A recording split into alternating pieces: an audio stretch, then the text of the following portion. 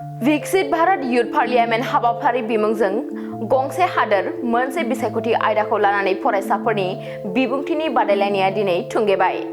बे हाबाफारिखौ ministry of youth affairs and sports government of इन्डियानि बानजायनायाव क'क्राझार सरकारि फरायसालिमायाव साननैनि हाबाफारिजों खुंफुंदोंमोन।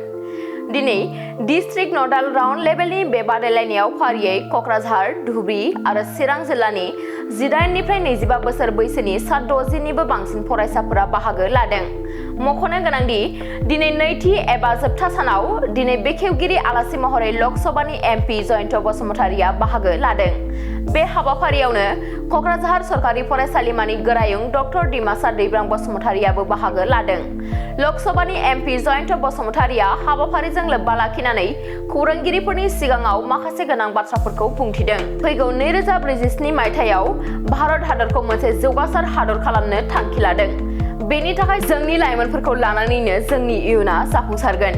बेनिनो मोनसे तालिम महरै विकसित भारत युथ पार्लियामेन्ट हाबाफारिखौ खुंफुंनाय जादों होननानै बिथां एमपि जयन्त बसुमतारिया बुंथिदों। बे समाव एमपि जयन्त बसुमतारिया खौरांगिरिफोरनि सिगाङाव मा बाथ्रा बुंथिबावदों आबुङै खोनासंदो।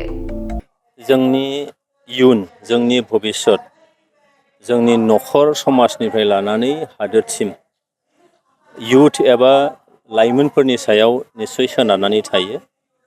दिनैहाय क'क्राझार गभर्नमेन्ट कलेजाव मोनथाम जिल्ला क'क्राझार, चिरां आरो धुबरीनि कलेजफोरनि स्टुडेन्ट एबा लाइमोनफोरखौ लानानै विकसित भारत युथ पार्लियामेन्ट मुङै मोनसे हाबाफारि लानाय जादों आरो बेखौ गभर्नमेन्ट अफ इन्डियानि युथ एफेयार्स एन्ड स्पर्ट्स बिथांमोना स्पन्सर खालामदों। बेनि गेजेरजों फैबाय थानाय 2047आव भारतखौ जौगासार भारत एबा विकसित भारत एबा डेभेलप भारत बानायनांगौ। बेनि थाखायनो जोंनि लाइमोनफोरखौ, लाइमोन होननानै बुङोबा जोंनि कलेज इउनिभारसिटियाव फरायनाय लाइमोनफोरखौ लानानैनो जोंनि इयुना जागोन। साफा साफा मोजां नागरिक, साफा साफा मोजां हादोर बेंगिरि बिथांमोना जानांगौ।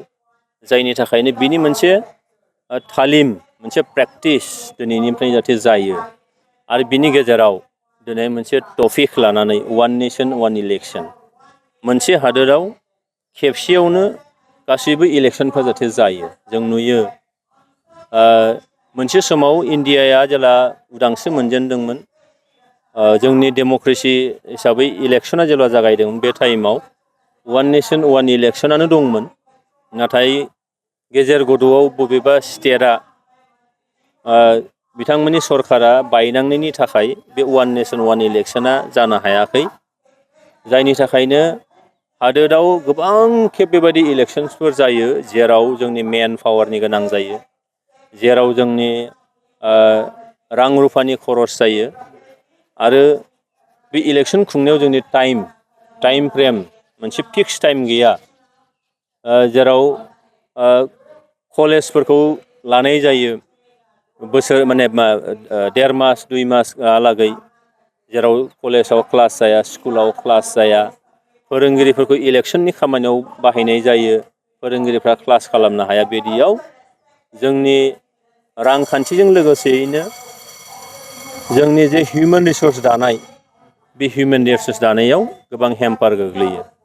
दा बेखौ लानानैनो दिनै मानगोनां नरेन्द्र मदि प्राइम मिनिस्टार दैदेननाय जे सरकार, भारत सरकार, बे भारत सरकारा गोदानै सानफिनदों जाहाथे जोङो मोनसे हादोराव खेबसेल' मोनसे इलेक्शन बेखौ खालामनो थाखाय थिरांथा लादों आरो दाखालि फेब्रुवारि दाननि जागायनायाव बे बिलखौ लकसभायाव टेबोल खालामनाय जाबाय। नाथाय बेखौ सावरायनाय जायाखै, दासिम डिसकासनाव फैथ'वाखै। दा बिनि अपोजिशना बिनि डिसएडभान्टेजनि खोथा बुंदों। नाथाय एडभान्टेजआ बेनो जे जोङो रां रुफाखौ निस्सय बासायनो हागोन मोनसेल' इलेक्शन जायोबा, मानोना स्टेटआ आलादा इलेक्शन जायो, पार्लियामेन्टआ नोङो लकसभानि इलेक्शना आलादा जायो। दा बेबायदियाव रां रुफानि खरस जायो, मानसिनि हिउमेन रिसर्सनि आद्रि जायो।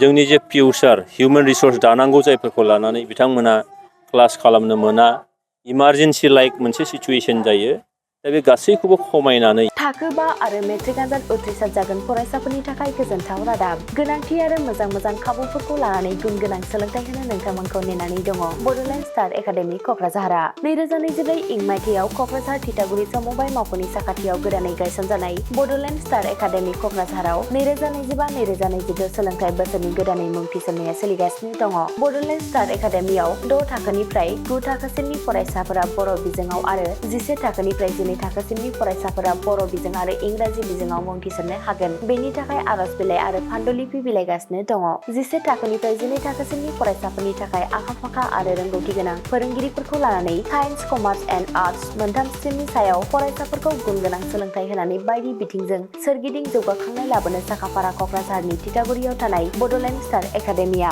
बड'लेण्ड स्टार एकाडेमियाव मुं थिसननोब्ला बाङाइ बेसेनाव मुं थिसननायनि गेजेरजोंनो फरायसाफोरा गाहायाव होनाय माखासे खाबुफोरखौ मोननो हागोन इंराजि सोलोंनायनि खाबु साखोन-सिखोन थाखो खथा बिजाब बाख्रि BPL थाखोनि फरायसा फरायसुलिफोरनि मुं थिसननायाव 20% मासुल रेहाय होनाय बेजों लोगोसेनो नोंथांमोनहा JEE नीट आनजादनि थाखाय बेसेन नाङै फोरोंथाय मान्थलि मक टेस्ट जिउ राहा दानाय बायदि गियानलु आयदाफोरनि उफ्रा सोलोंफारिफोरनि खाबुफोरखौ मोननो हागोन हौवासा आरो हिन्जावसाफोरनि थाखाय मुलाम्फा गोनां मोजां जामुं आरो मोजां थाग्रा खथानि खाबु गोनां हस्टेलनि खाबुफोरखौबो मोननो हागोन बिदिब्ला गोबाव खालामाजासे नोंथाङाबो बड'लेण्ड स्टार एकाडेमियाव थाबैनो मुं थिसननायनि थाखाय सुलाद लादो आबुङै मिथिनो थाखाय जानबुं अनजिमा 6000349997 एबा 7638008149 एबा 6003494371 आव फोनांजाब खालामदो